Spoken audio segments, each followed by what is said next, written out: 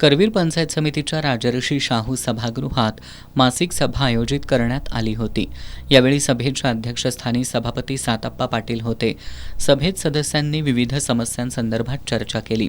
यावेळी संदीप पाटील यांनी प्राधिकरणातील 13 गावात रस्ते उखडले असून तातडीनं रस्ते करावेत, अन्यथा मोर्चा काढू असा इशारा दिला।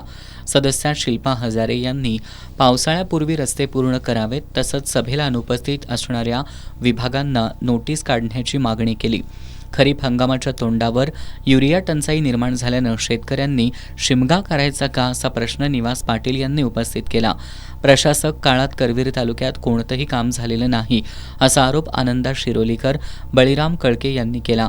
सभापती सातप्पा पाटील यांनी प्रशासकांच्या कारभारावेळी 18 गावात एकही स्मशानशेड मंजूर न झाल्याबद्दल आश्चर्य व्यक्त केलं।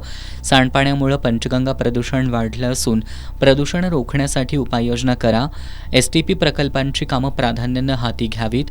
नागदेवाडी, बालिंगा, शिंगणापूर या ठिकाणी कचरा पेटवल्यामुळे लोकांच्या आरोग्याचा प्रश्न निर्माण होत असल्याकडेही सदस्यांनी प्रशासनाचं लक्ष वेधलं। सभापती सातप्पा पाटील यांनी करवीर तालुक्यातील जिल्हा परिषद शाळांमध्ये AI तंत्रज्ञान वापरण्याचा मानस व्यक्त केला। सदस्य शिल्पा हजारे आणि सदस्य रवींद्र पाटील यांनी याचं स्वागत केलं। सभेतील विविध विषयांवरील चर्चेत सदस्य अनिल म्हेत्रे, लता माने, आशा पाटील, उमा पाटील यांच्यासह अन्य सदस्यांनी सहभाग घेतला। या सभेला उपसभापती दीपाली पाटील, प्रभारी गटविकास अधिकारी साधना पाटील यांच्यासह अधिकारी उपस्थित होते।